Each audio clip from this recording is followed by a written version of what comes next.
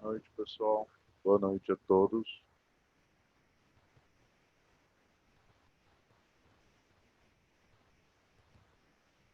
Boa noite.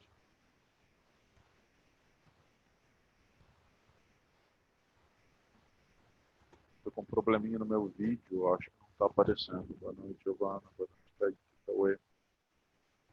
Vou dar um minutinho para esperar o pessoal entrar. A gente começa a nossa aula. Tá?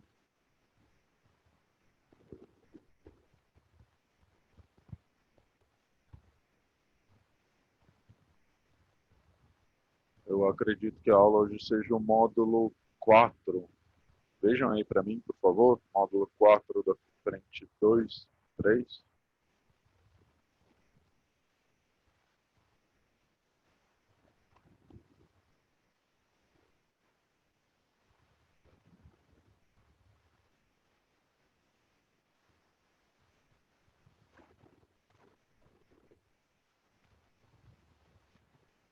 E aí, gente, é o módulo 4 mesmo?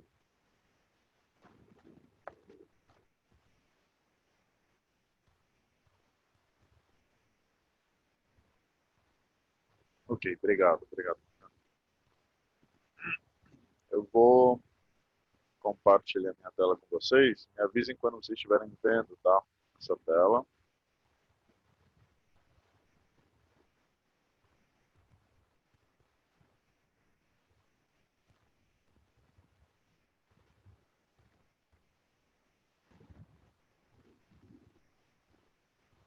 Ok, obrigado. Então, vamos lá. A gente já tem 18 alunos, acho que a gente já pode começar a nossa aula. Eu preparei um resuminho aqui para vocês, para daí depois a gente ir para o conteúdo em si, tá, da matéria. Então, vamos fazer um resumo do módulo 2 e 3, daí depois a gente vê a matéria do módulo 4 e 5, né? São linkadas essas duas aulas. Então, resumindo, energia térmica. A energia cinética média associada a uma partícula é que determina seu estado de agitação, definindo a temperatura do corpo. Isso aqui é algo que vocês viram na semana passada, na retrasada, semana passada foi feriado, tá? Então é o conteúdo da aula de 2 semanas atrás. O equilíbrio térmico a gente define como quando a temperatura do mais quente diminui e do mais frio aumenta, até que as duas se igualem, e isso é o que a gente chama de equilíbrio térmico, também chamado de lei zero da termodinâmica. A gente vai estudar essa lei zero mais lá para frente. Calor sensível e calor latente. Se o efeito do corpo for só variação da temperatura, a gente chama de calor sensível. Se o efeito do corpo for mudança de estado, a gente chama de calor latente. Nas aulas anteriores, a gente viu só o sensível, que era a mudança de temperatura. Essa aula, módulo 4 e 5, a gente vai incluir a mudança de estado, ou seja, o calor latente também a gente vai ver nessa aula. Analisando a quantidade de calor sensível, é o nosso famoso que macete. Mudou a temperatura, que macete naquele corpo. O Q é o calor, que é a energia. O M é a massa. O calor específico sensível, ele mostra o quão difícil vai ser aquecer a nossa substância, é uma característica da substância, tá? E a variação de temperatura é a mudança de temperatura que esse corpo obteve. Característica aqui, o calor, no sistema internacional, a unidade é joule, mas a gente, na frente 2, às vezes trabalha com caloria. A massa, no sistema internacional, é quilograma, mas aqui, às vezes a gente trabalha com grama. A variação de temperatura no sistema internacional é Kelvin, mas a gente pode trabalhar tranquilamente com Celsius, porque a gente tem esse elemento aqui, que é a variação. Quando eu tenho variação, eu posso trabalhar em graus Celsius ou Kelvin tranquilamente. Tá? Qualquer um dos dois é válido, porque a variação de um é igual à variação do outro. Então, é independente. Você pode trabalhar com Celsius ou Kelvin. Tem que ficar sempre ligado no calor e na massa. O Czinho, que é o calor específico sensível, é ele que vai definir se eu vou trabalhar com caloria, com joule, com grama, com quilograma. o Czinho manda na minha equação, tá? Que é o calor específico sensível. Definição do que é a capacidade térmica. Ela mostra para a gente a quantidade de energia que a gente tem que dar para variar a temperatura de um corpo. A formulinha da capacidade térmica é Q sobre delta θ, mas ela pode ser substituída por MC. Então, a capacidade térmica é MC. E, como a gente acabou de falar, que macete, eu posso trocar o MC por essa capacidade térmica, que a gente denota com um C maiúsculo. Então, o que macete vai ficar KC delta θ. Então, Czão delta θ. Então, eu posso usar ou o que macete normal, se eu tiver massa, calor específico, ou eu posso usar o K, ou desculpa, o Q é igual a Czão vezes delta θ, que seria trabalhar com MC já com essa conta pronta, tá? Porque a capacidade térmica é já saber quanto vale MC daquele corpo. Pessoal, até aqui, tudo bem? Dúvida, dúvida? Não? Ok. Então vamos continuar. Ó, a unidade usual da capacidade térmica é calorias por grau Celsius, tá? Do Sistema Internacional é Joule por Kelvin, mas a maioria das vezes a gente usa calorias por grau Celsius.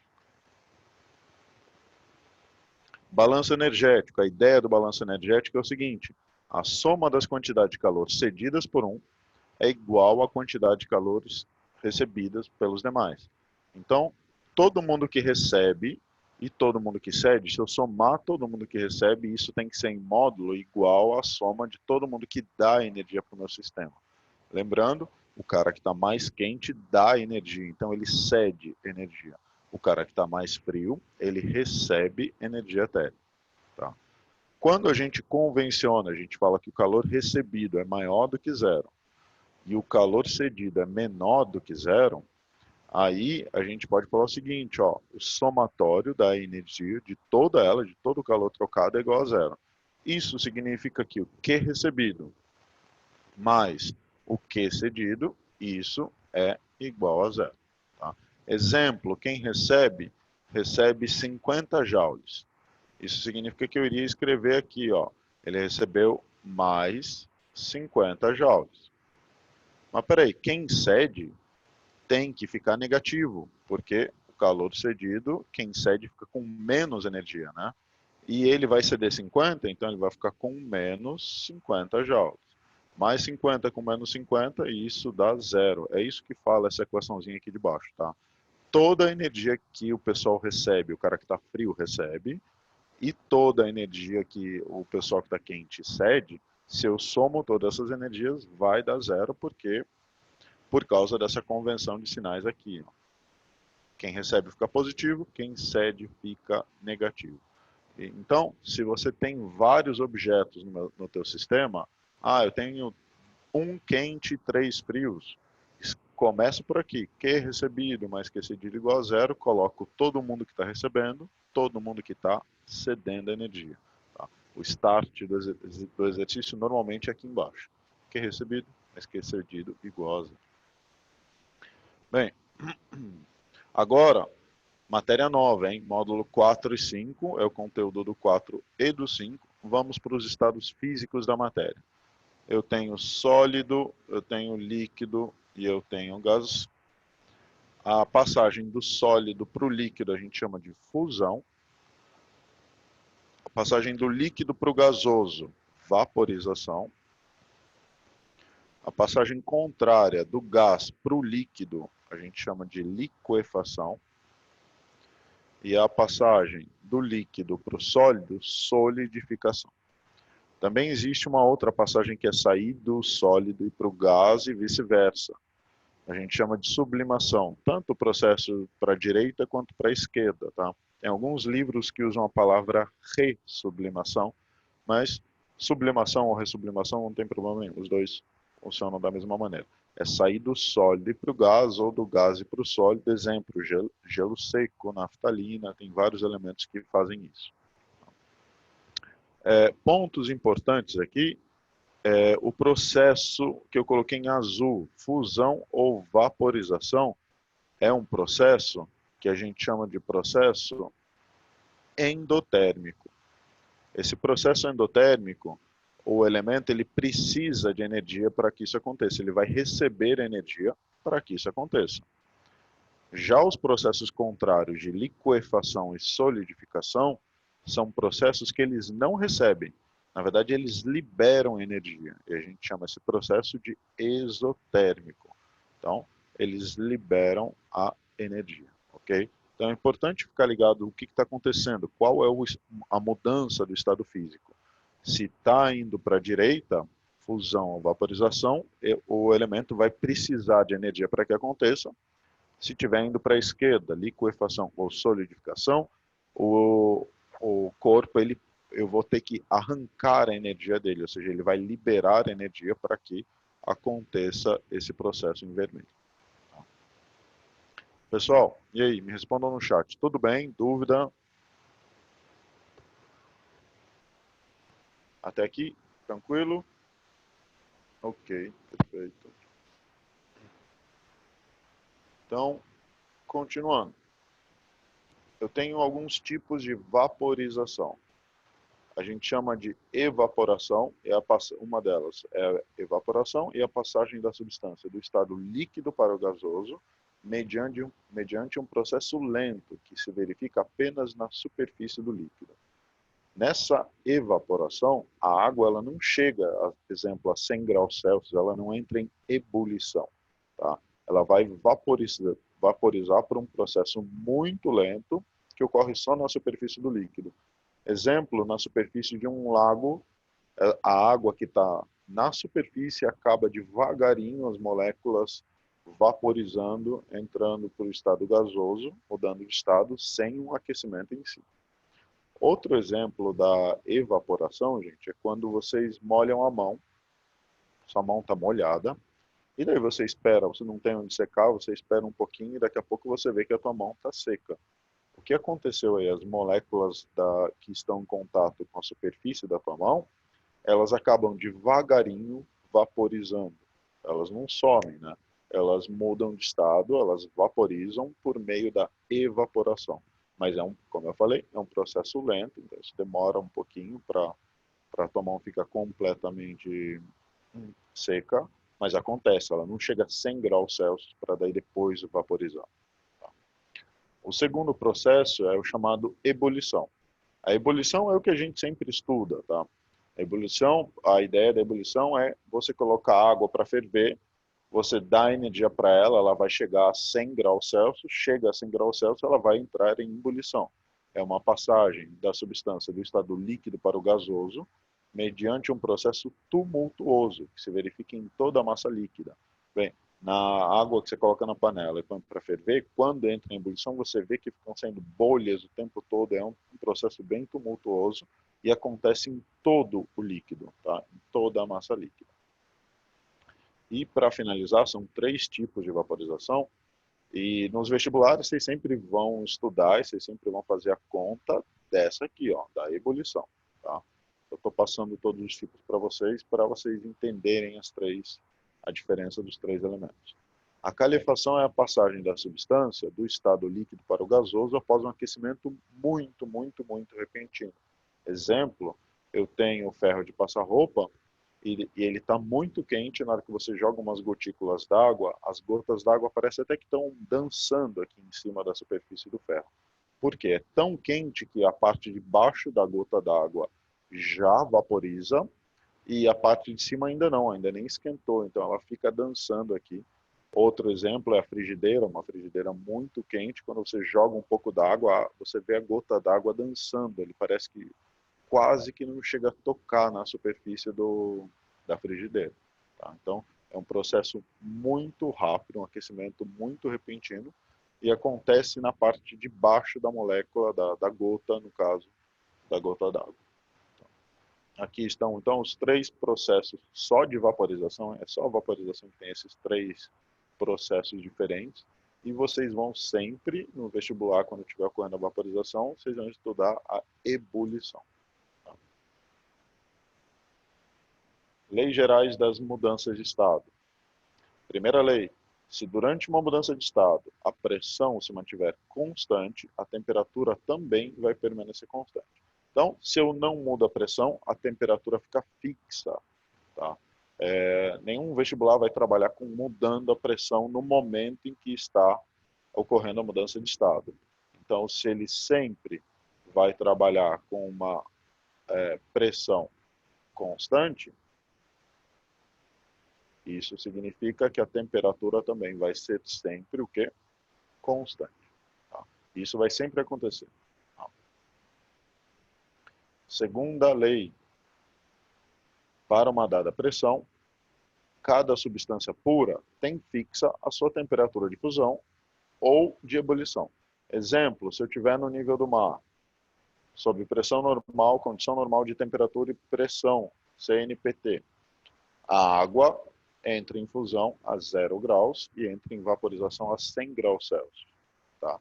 E se eu estiver em qualquer local no nível do mar, a água vai entrar, vai ocorrer a fusão a 0 e vai vaporizar a 100. Desde que eu não mude a pressão, essa temperatura vai ficar fixa sempre, 0 e 100 para a água.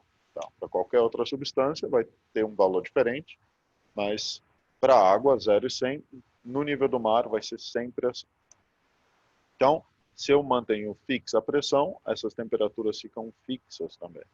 E a terceira lei é para contrariar, vai o oposto da segunda, né? A segunda fala, para uma dada pressão, uma pressão fixa. A terceira fala, variando a pressão, as temperaturas de fusão e de ebulição também vão variar. Exemplo, no nível do mar, a água entra em vaporização a 100 graus Celsius.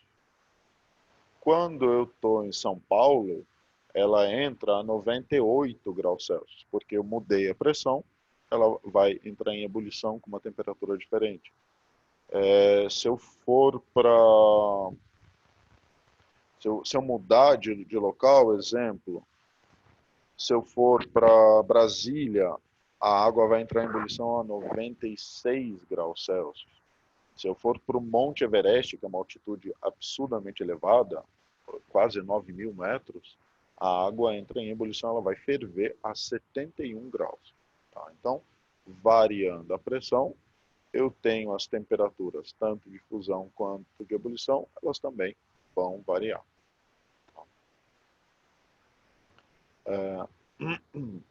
Vamos calcular agora o calor, né?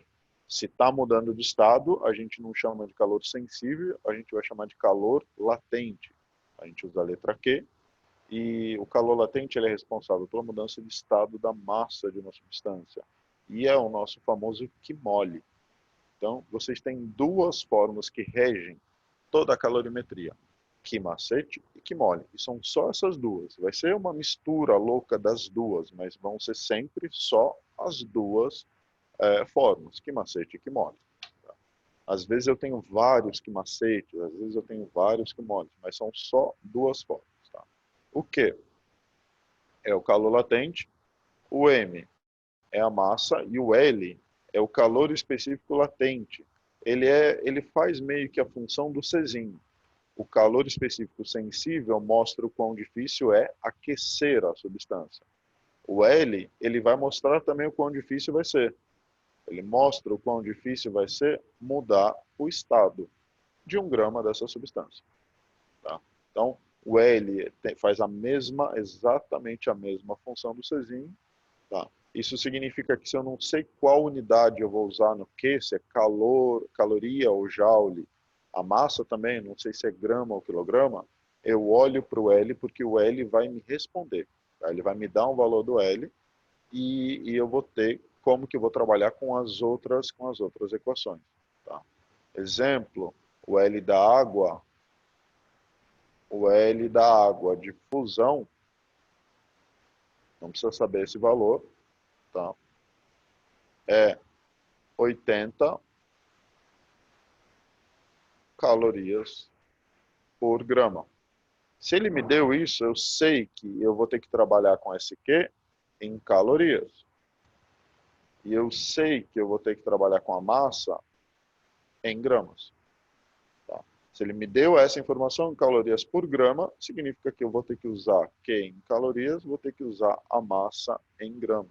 Tá? Então ele meio que domina a equação e a mesma coisa que eu faço com calor específico sensível, o Czinho, eu faço também com L. Eu olho para ele para ver como que eu vou trabalhar com as outras variáveis da minha substância. Tá? Pessoal, e aí? Dúvida?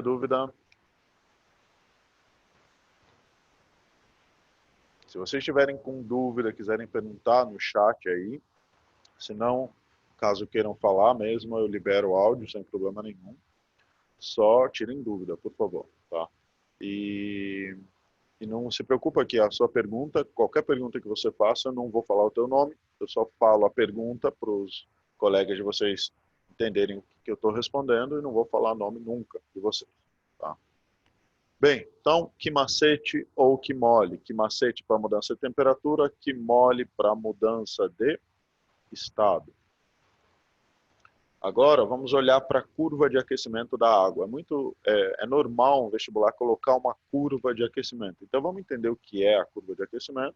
Ó, eu tenho o eixo Y como a temperatura, e eu tenho o eixo X, pode ser calor ou tempo, tá? Depende do vestibular. Às vezes ele coloca calor, às vezes ele coloca tempo. A ideia é a seguinte, imagine que eu tenho água a menos 20 graus Celsius. Água a menos 20 graus Celsius é sólido. Se eu der energia para essa água, que a gente chama de gelo, né, que é a água sólida, a primeira coisa que ela faz não é derreter. Tem muita gente que pensa, se eu tenho água, o gelo está a menos 10 graus, ele vai derreter na hora que eu der energia para ele. Não vai derreter. O que vai acontecer é ele aumentar a temperatura até chegar a zero, porque a água sólida, o gelo, só derrete quando tiver 0 graus Celsius. Tá? Isso, nível do mar. Então, a primeira energia que eu dei para esse cara mudou a temperatura dele. Ele era um sólido. E se mudou a temperatura, eu posso escrever que macete. Vou chamar de Q1 a energia inicial aqui. Então, que macete para esse carinha? Que macete de quem? Do sólido. Estou aquecendo o sólido. Então, que macete do sólido. Esse gelo chegou agora a 0 graus. Se eu continuo dando energia para o gelo, para a água líquida 0 graus, a água líquida entra em fusão a 0 graus. Então, eu dou energia, continuo dando energia para essa água e ela vai começar a mudar o estado. Que mudança de estado é? Ela era sólida, vai virar o quê? Vai virar líquida. Para virar líquido, tem que acontecer a fusão. E quando acontece a mudança de estado, que mole. Notem que esse L aqui é o L da fusão, tá? No que mole, o L muda dependendo da mudança de estado. Assim como o Czinho muda, tá? Esse Czinho para o sólido é diferente para o líquido, que é diferente para o gás. Então, ó, voltando, dei energia para o gelo que estava a menos 20. A primeira coisa que ele faz é aquecer. Se aqueceu, que macete desse sólido, que é a água no estado sólido. Chegou a 0 graus, agora vai começar a derreter. Na hora que ele começa a derreter, ele não muda a temperatura. Ele fica sempre a 0 graus Celsius, até derreter por completo. Chegou aqui, agora eu tenho líquido. O que acontece se eu continuar dando energia? Se eu der mais energia para esse líquido, ele vai aquecer. Até que temperatura? Essa água chega a 100 graus. Então, ele aquece até chegar a 100 graus. Se ele aquece, que macete, e é um aquecimento do líquido que está acontecendo. Tá? Então, que macete do líquido dessa água que está mudando de temperatura. Na hora que essa água chega a 100 graus Celsius, todo mundo sabe que a água a 100 graus, ela começa a vaporizar, ela muda de estado. Então, na hora que ela começar a mudar de estado, ó, ela não muda de temperatura.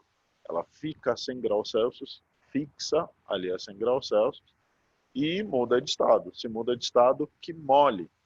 Qual que mole que é? O que mole da vaporização. Notem que esse L aqui é diferente do L da fusão. São valores diferentes, tá? A ideia é a mesma. O L da fusão vai mostrar o quão difícil vai ser mudar o estado daquela substância, da fusão. O L da vaporização vai mostrar o quão difícil é mudar o estado. Nesse caso, a mudança vaporização. Agora, nesse ponto aqui, eu tenho água já vaporizada, porque eu usei toda a energia para vaporizar. O que vai acontecer se eu der energia para esse gás? Esse gás vai aumentar a temperatura. Ele aumenta a temperatura e falou em aumento de temperatura, que macete. Que macete de quem? Que macete do gás. Tá? Então, essa é a curva de aquecimento. Pontos importantes, muito importantes, é o seguinte. Primeiro deles, nos dois patamares, ou seja, nessas partes onde eu tenho um degrau, né, degrau na parte de baixo, degrau na parte de cima, está ocorrendo a mudança de estado. Porque se muda de estado, a temperatura não muda. Então, sempre que eu tenho degrau, é porque está mudando o estado, não está mudando a temperatura. Quando eu tenho essa reta inclinada, significa que está mudando a temperatura. E se está mudando a temperatura, eu tenho que usar que macete. Não muda a temperatura no degrau que mole. Na reta inclinada, que macete no degrau que mole. Outro item importante é esse aqui, ó, que eu vou marcar para vocês. O L da fusão é diferente do L da vaporização. São números diferentes. Tá? Eu tinha falado para vocês, tinha dado um exemplo. O L da fusão da água é 80.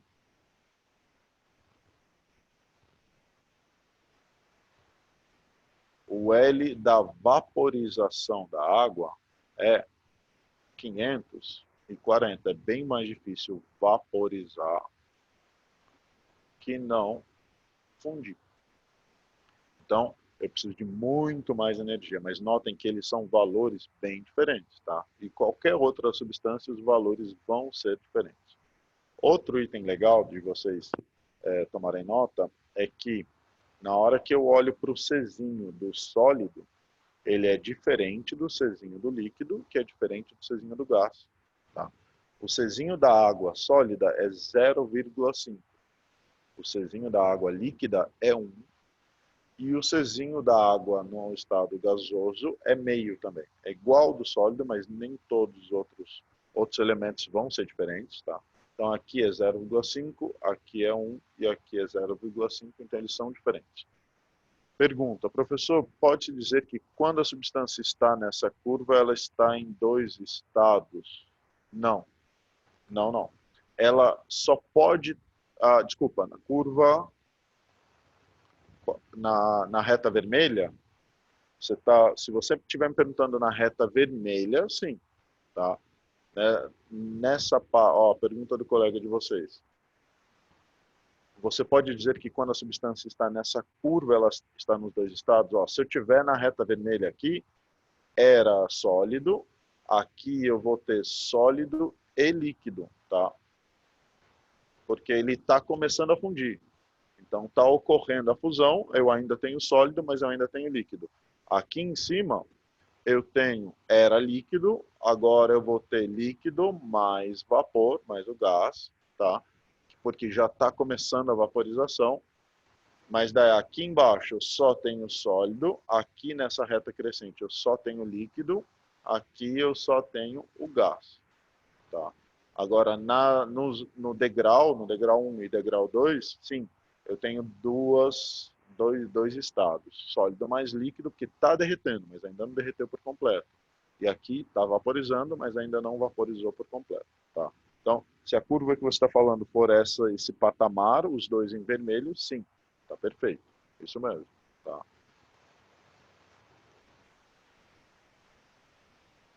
De nada, imagina.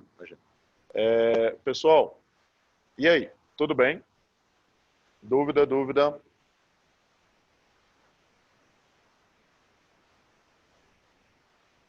Ok, então, ó, outro elemento importante. Eu falei para vocês que isso aqui é da água, né? Por que eu usei a água como exemplo?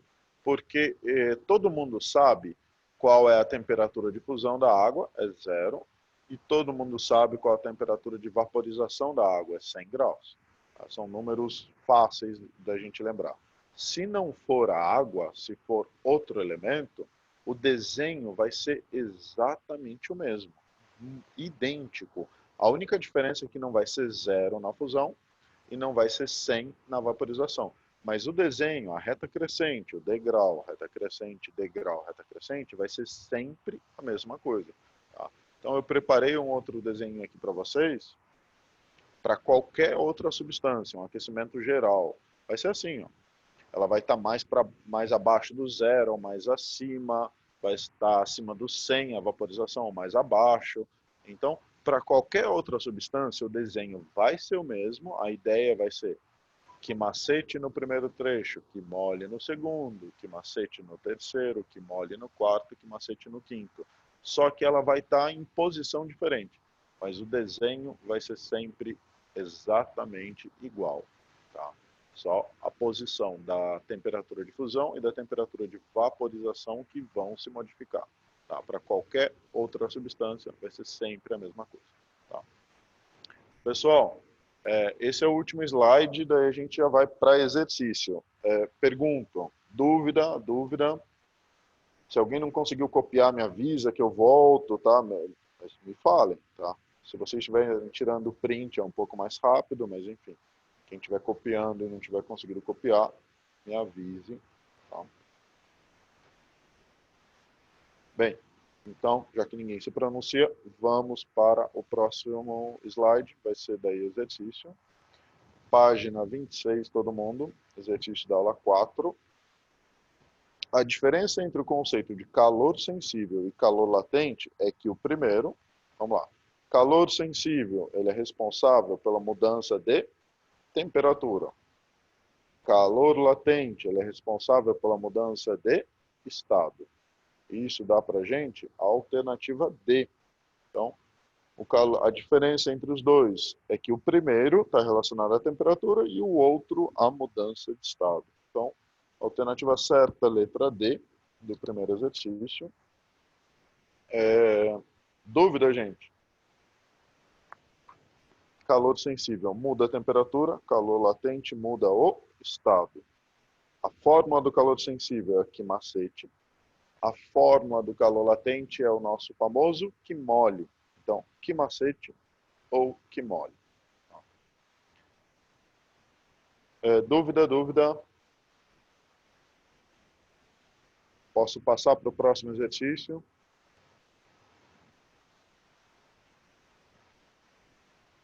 Me deem um joinha se eu puder passar para o próximo. Ok, perfeito. Assim vocês respondem, né? Perfeito. Mais alguém? Vamos lá. Preciso de mais gente. Tem 21 alunos. Eu preciso de 10 dando joinha. Só 2 responderam. 3, 4, 5, 6, 7, 8. Ok, obrigado. Ok, perfeito. Então vamos lá. Vamos para o próximo. Segundo exercício.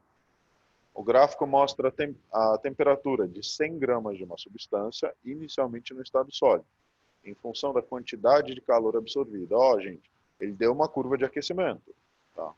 Nessa situação, o calor latente de fusão, o L da fusão dessa substância é...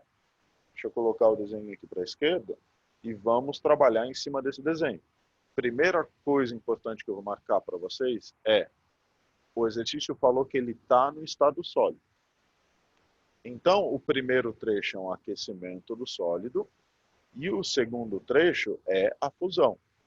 O terceiro é o aquecimento do líquido, ok? Então, aqueceu o sólido, fusão, aqueceu o líquido. Ele deu a massa desse sólido, 100 gramas, e ele está pedindo qual é o L de fusão. Vamos analisar então agora o gráfico, os valores que ele deu no gráfico. Primeira coisa, esse degrau aqui é a fusão. Quanto de energia esse cara gasta para a fusão? Vai de 150 calorias para 750 calorias. Então, isso dá um total de 600 calorias. Tá? A continha aqui é 750 menos 150. Então, se vai de 150 para 750, gasta 100 calorias.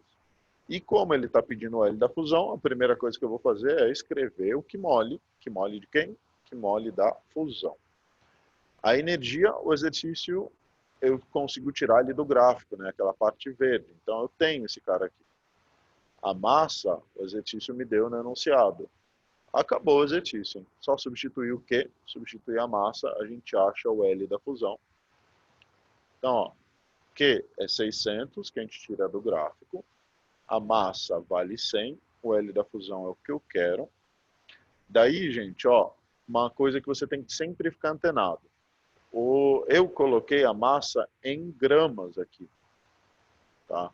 Mas poderia, por que não colocar em quilograma? Alguém sabe me dizer por que eu não coloquei em quilogramas, 0,1 quilogramas? Alguém sabe me indicar por que eu escolhi colocar 100 e não 0,1?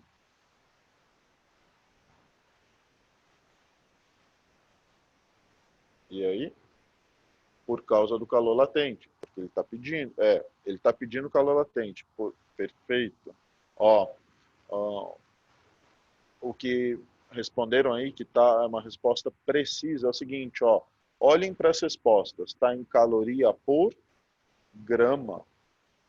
Todos em caloria por grama. Então eu não posso colocar em quilograma, porque senão eu vou colocar, vou achar o número errado. Eu tenho que colocar a massa em grama, porque as respostas estão em grama. Então, se ele não te deu o L, para você saber qual unidade você tem que usar, ele está te pedindo o L. E se ele te pede o L, olha para as respostas para ver como que está sendo trabalhado. Tá? Nesse caso, está tudo em grama, eu vou trabalhar com L em grama. Deixa eu apagar toda essa baguncinha aqui. Por isso que eu coloquei 100 gramas, tá? Por causa do calor latente e porque o L está em gramas. Tá? Então, 600 dividido por 100, a gente pode cortar, né, 0 e 0. Corta 2 zeros, corta 2 zeros. E o L da fusão fica 6. Vamos só escrever ele bonitinho. 6 calorias, porque eu coloquei a energia em calorias, por grama, porque eu coloquei a massa em grama. Então, a alternativa certa, letra D. Então, letra D dessa questão. Usei o que mole no patamar aqui, nesse degrau, tá? Onde a temperatura não muda. Temperatura não muda é porque está mudando o estado. Sempre ou vai acontecer um ou outro. Não tem como acontecer mudança de temperatura e mudança de estado ao mesmo tempo. Então, ó, no primeiro trechinho aqui, mudança de temperatura. No segundo trecho, mudança de estado, que é o degrau. No terceiro trecho, mudança de temperatura. Tá? Ou acontece um ou outro sempre. Pergunto, gente, e aí? Tudo bem? Dúvida? Se quem está copiando, me dá o ok. Obrigado, Cauê. Me deem um ok na hora que eu puder passar para o próximo exercício.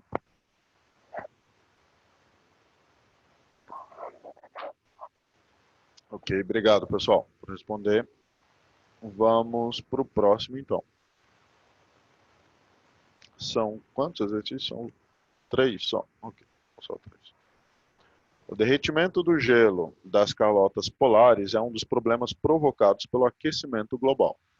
Suponha que o gelo polar se encontre a menos 4 graus e se funda a zero.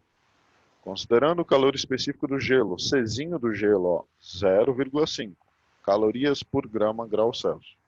E o calor específico latente de fusão do gelo, o L de fusão, 80 calorias por grama, a máxima massa de gelo polar que pode ser derretida com uma quantidade de calor de 3,28 10 a quinta calorias é.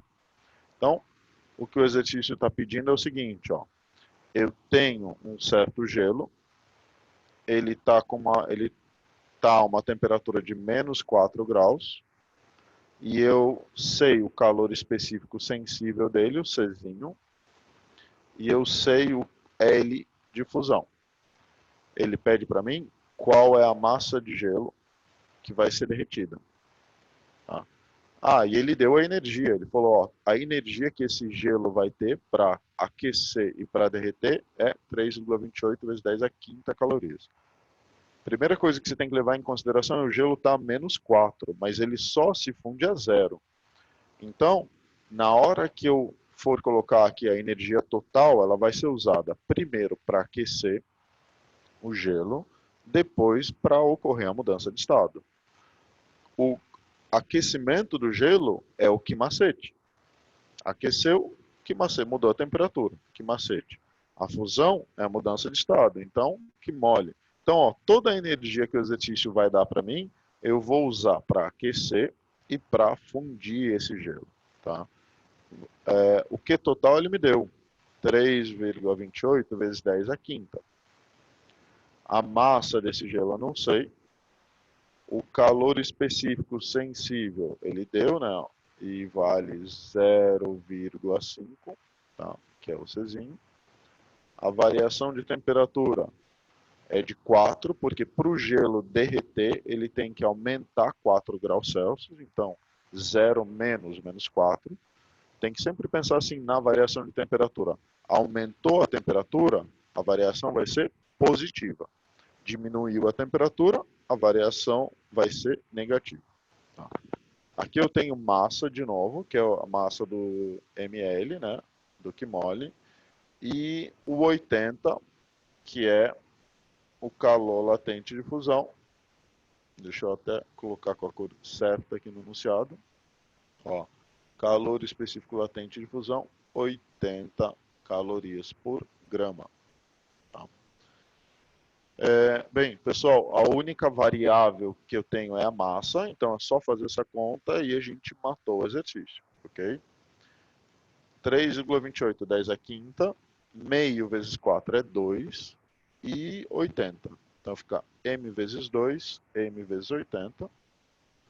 Isso significa que a massa vezes 82, né? Porque eu vou somar esses dois números aqui. Vou passar o 82 dividindo. 3,28, 10 a quinta dividido por 82, isso dá 4.000, tá?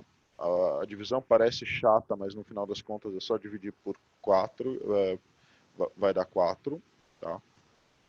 E 4.000 gramas, que no final das contas, nas alternativas está tudo em quilogramas, né?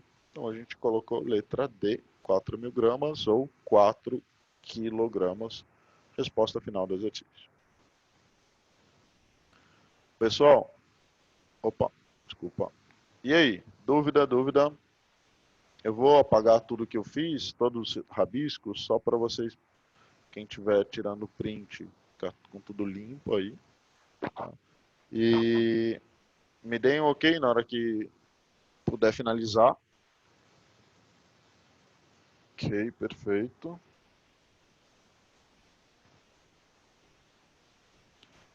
Obrigado. Então, gente, ó, é isso.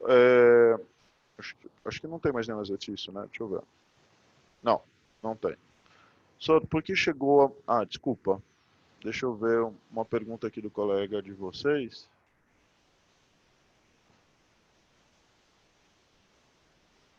Deixa eu. Eu chego a multiplicar 3,28 vezes 10 a quinta. Na verdade, aqui, ó, o que eu faria para fazer essa conta? Deixa eu pegar a caneta aqui. Ó, dessa conta aqui, o que eu faria? Eu escreveria assim, ó, a melhor conta seria essa. Ao invés de colocar 3,28, eu colocaria 328. Como eu roubei duas vírgulas, eu vou ter que tirar duas vírgulas do 10 a quinta, 10 a terceira, dividido por 82. Porque 328 dividido por 82 dá 4. Então eu faria essa conta, tá? 4, 10 a terceira, que daí é o que deu aqui, ó. 4, 10 a terceira, que daí a gente coloca 4 quilogramas. Tá? Então, não multiplica vezes 10 a quinta não, tá? Porque senão ia ficar muito zero, ia ficar 3, 2, 8, 0, 0, 0. Isso é 3,28, 10 a quinta. Não precisa disso não. 328 por 82 é fácil. Tá? Então, faz essa continha vermelha que eu coloquei aqui, que é melhor. Tá? Bem, pessoal, é isso. Vou finalizar a aula, a gente às 19h50 começa a outra, tá? Então, fiquem atentos, eu preciso finalizar, porque de nada, imagina. E daí daqui a pouquinho a gente volta, tá bom? Um abração, até daqui a pouco, gente. Tchau, tchau.